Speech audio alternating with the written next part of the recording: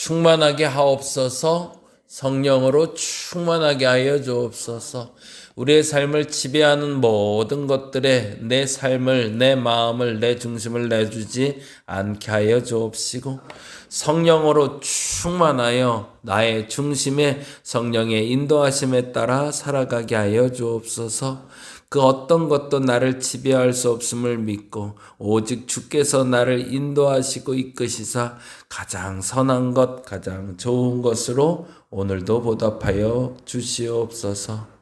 오늘 오후에는 우리 조병배 집사님 수술에 들어갑니다. 하나님 집도하는 의사, 그리고 치료되는 과정, 그 모든 것에 주의 은혜 있게 하여 주시고 이 모든 것이 하나님의 은혜입니다 라고 고백하는 오늘 한 날 되게 하여 주옵소서. 오늘은 대관이 있는 날입니다. 마음 마실 식구들이 와서 이곳을 찾아 함께 이야기를 나눌 때 그들의 마음도 이곳에 머물게 하시사 이곳에서 함께 예배할 수 있는 예배자들을 만들어 주시옵소서. 오늘은 요양원 예배도 있는 날입니다. 하나님 요양원 예배를 통해서 하나님 복음이 선포되게 하여 주시고 마지막을 준비하는 어르신들에게 천국의 소망이 있게 하여 주시옵소서. 오늘은 또한 저녁에는 수요 예배가 있습니다. 예배 가운데도 임하여 주시사 하나님의 기름 부음과 하나님의 뜻하심에 따라 우리가 깨달아야 될 것들을 알아가게 하여 주시옵소서. 오늘도 감사합니다. 고마우신 예수님 이름으로 기도드립니다. 아멘, 아멘. 오늘은 여호수아 10장에 있는 말씀 같이 봅니다. 여호수아 10장 7절에서 15절.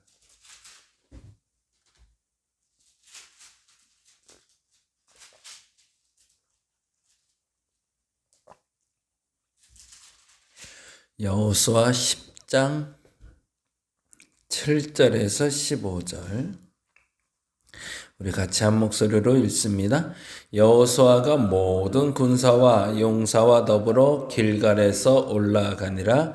그때에 여호와께서 여호수아에게 이르시되 그들을 두려워하지 말라. 내가 그들을 너희 손에 넘겨 주었으니 그들 중에서 한 사람도 너를 당할 자 없으리라 하신지라.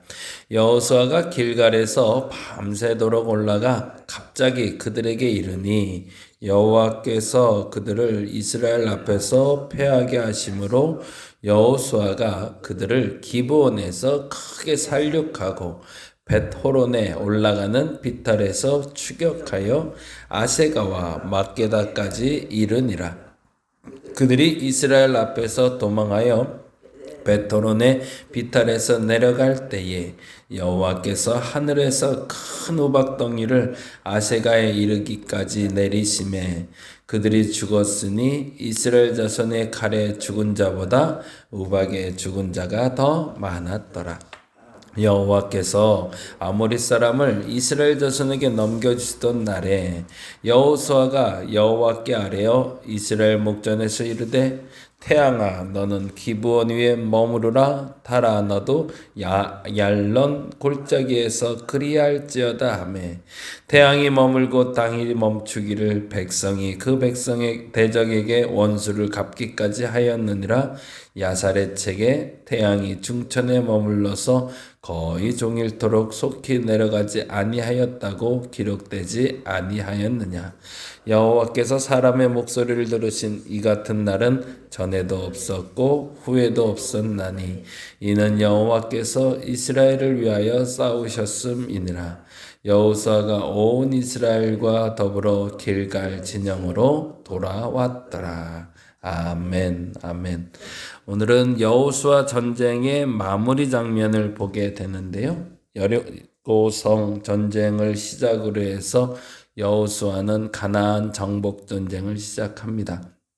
처음에 시작할 때부터 불안한 마음도 있었지만 하나님 앞에 예배하는 마음으로 여리고성이 무너지고 그 후에 그들의 교만으로 한 번의 패배를 겪은 후에 아이성 전투를 다시금 이긴 다음 기브온이라는 족속이 와서 여호수아 장수와 이스라엘 앞에서 함께 항복하고 함께 하는 자리가 만들어져요. 근데 그리고 나자 기브온과 화친한 이야기를 들었고 나서 가나안 남부의 왕들이 하나로 합쳐지기 시작합니다. 그게 바로 10장 5절 말씀이 되는데요. 10장 5절에 보니 이렇게 되어 있습니다. 10장 5절 같이 한번 읽어볼까요? 아모리 족속의 다섯 왕들 곧 예루살렘 왕과 헤브론 왕과 야르뭇 왕과 라기스 왕과 에글론 왕이 함께 모여 자기들의 모든 군대를 거느리고 올라와 기브온에 대진하고 싸우니라 라고 되어 있어요. 그래서 다섯 왕이 나오는데요. 예루살렘, 헤브론, 야르뭇, 라기스, 에글론이라고 불리는 이 다섯 왕은 남쪽에 있는 왕들이에요. 그래서 이 남쪽 나라 사람들이 기브온이 여호수아 장군에게 항복했다는 이야기를 듣고 사실은 하나가 돼서 공격해 왔다라는 겁니다. 이유는 다음과 같은 이유 때문입니다. 10장 2절 말씀 볼까요? 1절과 2절. 10장 1절과 2절 읽어볼게요. 그때 여호수아가 아이를 빼앗아 진멸하되 여리고와 그 왕에게 행한 것 같이 아이와 그 왕에게 행한 것과 또 기브온 주민이 이스라엘과 화친하여 그 중에 있다함을 예루살렘 왕 아도니세덱이 듣고 그 다음에 뭐라고 돼 있죠? 크게 두려워했대요. 두려워한 이유가 뭘까요? 기브온은 왕도와 같은 큰 성이기 때문에 아이보다도 크고 그 사람들이 다 강하기 때문이라고 되어 있어요. 기브온은 원래 큰 성이고 강한 성인데 그 성이 여호수아와 싸워보지도 않고 항복했다는 이야기를 듣자 조그만 성이었던 다섯 성이 혼자 싸워선 이기지 못할 것 같다라고 여기고 다섯 왕이 하나가 돼서 여호수아와 전쟁을 치르러 올라왔다는 얘기죠. 그래서 10장에 남부전쟁, 11장에 북부전쟁을 마치고 12장에 이르러서는 이 모든 전쟁이 마무리되었다라는 이야기를 하는데요. 그 마무리된 전쟁 이야기가 12장 7절부터 됩니다. 12장 7절 볼까요? 12장 7절에 보니 12장 7절에 여호수아가 정복한 왕들 얘기가 나오거든요. 한번 읽어볼까요? 7절부터 24절까지. 여호수아가 이스라엘 자손이 요단 이편 곧 서편 레바논 골짜기에 바알갓에서부터 세일로 올라가는 곳 한락산까지 쳐서 멸한 그 땅의 왕들은 이러하니라 라고 되어 있네요. 그러면서 지금까지 여호수아가 점령한 나라 왕들에 대해서 이야기하는데요. 이렇게 하네요. 그 땅을 여호수아가 이스라엘의 지파들에게 구분에 따라 소유를 주었으니 곧 산지와 평지와 아라바와 경사지와 광야와 네겝 톳 헷 족속과 아모리 족속과 가나안 족속과 브리스 족속과 시위 족속과 여부스 족속의 땅이라 라고 이야기해요. 그런데 굉장히 재미난 건 땅이라 라고 얘기하면 그들이 정복한 것은 그 땅이 아니라 지금 그 땅의 왕이다 라고 이야기하고 있어요. 곧 사람을 곧 지역하고 하나로 보고 있는 거죠. 그 공간을 점유하고 있는 사람이 누구냐에 따라서 그 공간의 지배자가 곧 그 땅이고 그 땅이 곧 그 사람이다 라고 얘기하는 겁니다.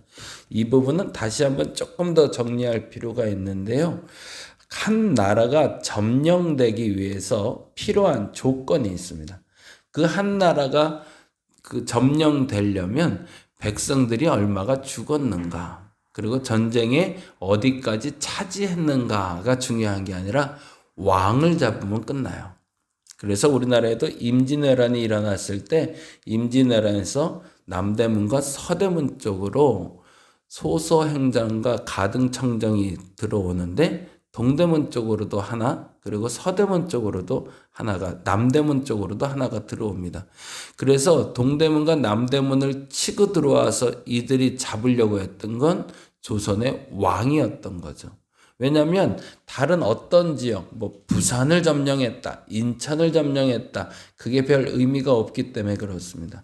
그 나라를 점령했다라는 말은 그 나라의 왕을 잡으면 끝나는 거기 때문에 그렇습니다. 그래서 오늘 본문에서도 한 나라의 왕이라 여겨지는 사람들을 어떻게 점령했냐를 따지며 그 족속 그리고 그 지역을 점령했다라고 얘기하고 있는 거죠. 그래서 9절부터 다음과 같이 이야기합니다. 한번 보죠. 어느 왕인지 한번 보겠습니다. 9절부터 24절. 하나는 여리고 왕이요, 하나는 베델 곁에 아이 왕이요. 여기는 우리가 잘 안 해요, 그렇죠? 여리고 성과 아이 성이 무너지고 그리고 아이 성 전투도 이겼다는 거 우리가 잘 알고 있고요. 그리고 남부에 5 왕들이 나오네요. 10절부터. 하나는 예루살렘 왕이요, 하나 헤브론 왕이요, 하나는 야르본 왕이요, 하나는 라기스 왕이요, 하나는 에글 왕이요 라고 하면서 5 왕들이 나왔고, 하나는 게셀 왕이요, 하나는 드빌 왕이요, 하나는 게달 왕이요, 하나는 호르마 왕이요, 하나는 아랏 왕이요 라고 하면서 쫙 나오면서 24절에 이렇게 돼 있네요. 24절에 뭐라고 돼 있죠? 하나는 디르사 왕이라 모두 31왕이다 라고 되어 있어요. 그러니까 31개 지역을 점령했다라는 얘기가 되는 거죠. 근데 중요한 건 이 전쟁에서 여호수아가 어떻게 이겼냐라는 겁니다. 그 힌트가 10장에 나옵니다. 10장을 볼까요? 오늘 읽었던 본문 한번 봅니다. 여호수아 전쟁은 지금과 같이 남부와 북부의 모든 31개의 지역에 있는 왕들을 이긴 건데, 그 이긴 방법이 뭐냐, 승리의 비결이 뭐냐를 10장 11절, 13절, 15절에 다음과 같이 이야기합니다. 한번 볼까요? 10장 11절 같이 한번 읽어볼까요? 여호수아 10장 11절입니다. 그들이 이스라엘 앞에서 도망하여 베토론의 비탈에 내려갈 때에 뭐라고 되어 있어요? 여호와께서 하늘에서 큰 우박덩이를 아세가까지 이르게 내리심에 그들이 죽었으니 이스라엘 자손의 칼에 죽은 자보다 우박에 죽은 자가 더 많았다라는 말이 나오고 있어요. 여호수아 10장입니다. 여호수아 10장 11절에 우박에 죽은 자가 더 많았더라 라고 이야기 나와요. 무슨 말이냐면 전쟁에서 칼에 죽은 자보다 우박에 죽은 자가 많았다는 말이 뭘까? 한 번 더 생각하고요. 13절 볼까요? 13절 읽어봅니다. 태양이 머물고 달이 멈추기를 백성이 그 대적에게 원수 갚기까지 하였느니라 라고 되어 있어요. 거기도 줄 쳐넣어보죠. 앞서 우박에 죽은 자가 더 많았더라, 태양이 머물더라. 그러면 이 전쟁은 도대체 누가 한 전쟁인가 라고 알려주는 거죠. 그러면서 14절에 이렇게 얘기합니다. 14절에 여호와께서 사람의 목소리를 들으신 이 같은 날은 전에도 없었고 후에도 없었나니 이는 여호와께서 이스라엘을 위하여 싸우셨음이니라. 거기다 줄쳐놓으면 되겠죠. 결국에 이 전쟁은 우박이 내려 태양이 멈춰 하나님이 싸운 전쟁이었다라고 이야기하는 거죠. 그러면 그때 우리는 무엇을 해야 될까? 11장 15절에 보면 결론이 나옵니다. 11장 15절 11장입니다. 11장을 가볼게요. 11장 15절 같이 한번 읽어봅니다. 11장 15절입니다. 네, 11장 15절 네, 11장 15절 같이 읽어봅니다. 여호와께서 그의 종 모세에게 명령하신 것을 모세는 여호수아에게 명령하였고 여호수아는 그대로 행하여 여호와께서 모세에게 명하신 모든 것을 하나로 행하지 아니한 것이 없었더라. 아멘. 거기가 가장 중요한 구절이 됩니다. 우박이 내려 사람이 죽고 태양이 멈춰 전쟁이 그칠 때까지 내려오지 않고 결국에 여호와께서 이스라엘 위해서 싸우셨는데 그 이유는 무엇이냐? 모세에게 명령한 것을 여호수아에게 명령했고 여호수아가 그대로 행하되 하나도 행하지 않은 것이 없을 만큼 순종했기 때문이라는 거죠. 저와 여러분의 전쟁도 그렇게 맞춰지기를 간절히 원합니다. 내 의지로 내가 노력해야 될 부분이 있어요. 근데 그때 하나님 우박을 내리실 겁니다. 그때 태양이 내려오지 않게 하실 겁니다. 그러면서 그 전쟁을 이기게 하실 겁니다. 그 하나님 앞에 아멘하며 순종하여 여러분의 모든 전쟁 승리하는 저와 여러분 되시기를 간절히 바랍니다. 기도하겠습니다. 기브온 전쟁을 시작으로 해서 연합군과 남부와 북부 연합군을 무찌르고 전쟁의 승리를 이룬 여호수아는 31개의 지역을 점령하게 됩니다. 점령한 방법은 단순했습니다. 우박이 많이 내렸고 태양은 멈췄고 그리고 여호수아는 순종했습니다. 결국에 하나님의 싸움에 여호수아가 동참했다는 얘기입니다. 그 믿음의 순간을 우리도 보게 하여 주시옵소서. 우리의 전쟁터에서 하나님이 우박을 내리시고 우리의 전쟁터에서 태양을 멈추게 하시고 우리의 전쟁터에서 하나님이 끝까지 우리를 위하여 싸우실 줄 믿습니다. 우리의 영적 전쟁에서 승리하는 저들 되게 하여 주시옵소서. 오늘 한날을 지키시고 함께하여 주옵소서. 감사합니다. 고마우신 예수님 이름으로 기도드립니다. 다 같이 기도하고 돌아가겠습니다.